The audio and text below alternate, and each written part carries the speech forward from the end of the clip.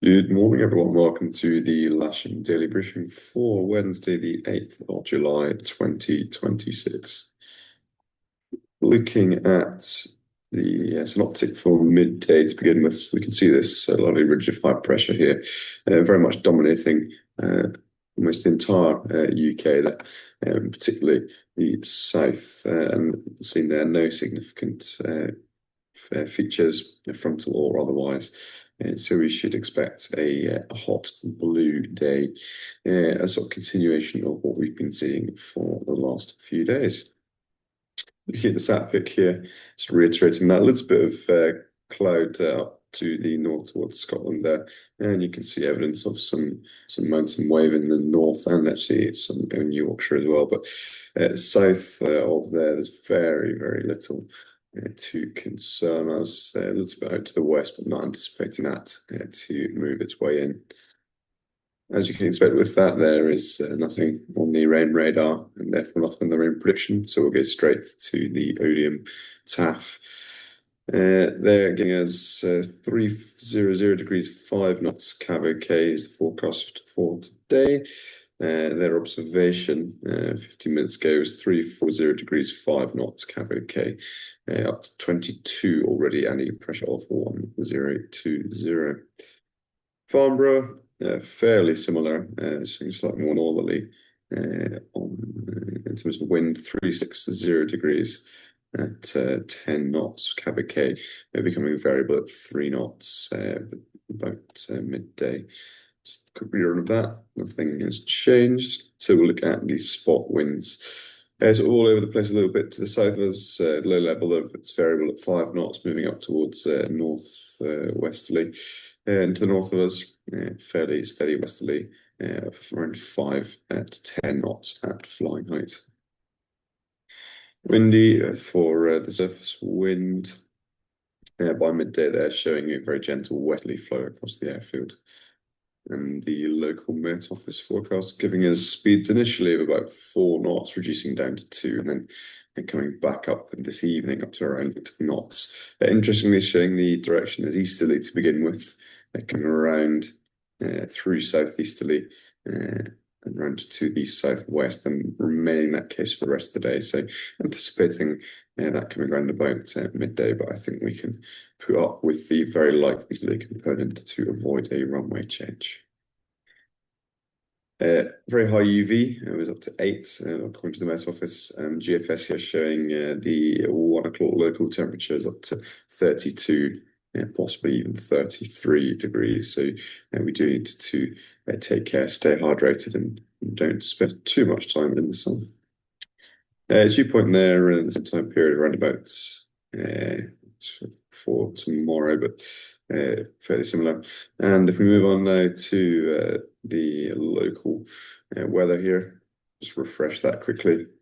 It went out just shy of 22 degrees with a dew point of 14.1, and you can see it's on the rise, expecting it to be slightly warmer than it was yesterday. By the time we get to around 28 or 29 degrees, we should start seeing some good soaring weather.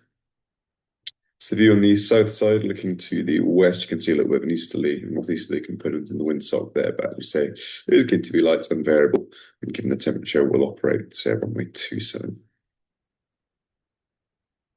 Looking at sky sight here, left-hand side to the screen, next up from the potential flight distance. So you can see reasonable soaring conditions expected. And then on the right-hand side, the cross-section, showing a fairly slow start to the soaring weather once we get to slightly higher temperatures. Very good blue thermals of sort of 5 knots in strength, potentially up to supposedly 7,000 or 8,000 feet, but that very much remains to be seen. So best window, certainly not an early start, really from about 12 or 1 o'clock onwards, running through until the early evening. Showing blue locally, top meteo, showing very much the same, a little bit of that cloud up to the north as was seen sat pic. We can start to see a little bit of cumulus out sort of East Anglia, Cambridge way, and migrates its way down a little bit as well up on the run towards York, but that Dissipating potentially a tiny bit just around Reading later on, about 5 o'clock. But the majority of it will be blue, but an area of cumulus to the northeast. No temps, very little to concern us. We've got the Fairford TMZ, and we've got obviously Shenington comps to north of that, and just in here at 46, the Little Rissington ATZ is active. Move on now to glider bookings. So two K21s on 5-day courses, two on booked flying, and then a K13 for the casualist and another on trial lessons. We have some sort of single-seater availability today, this morning, and this afternoon. And there are two on the casualist, so if there are any instructors around that would like to do some instructing, that would be greatly appreciated. Just the one movement anticipated at the moment. It's Beach 200 arrival around about 1440 local. Unfortunately, it's a hybrid, so they will require the full runway, but we'll keep monitoring that throughout the day. A reminder again about our Boyne Wave camp coming up, probably sooner than we might expect. So the first 3 weeks of October. Do make sure you don't miss out on that and get your slot booked in with the office. Any questions to Ron, Barry, or myself?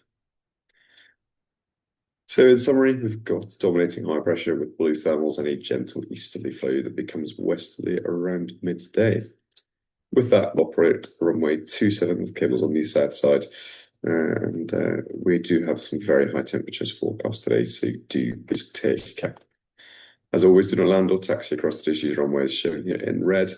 And here's our airfield set up to finish, winching off the south side, air towing north of the centre line. Grid in its usual place up on runway 23 and self-launches, queuing along the ferry track to the east of the 23 threshold. That's all from me this morning. We'll see you out there shortly. Do take care in the high temperatures and stay safe. Thank you.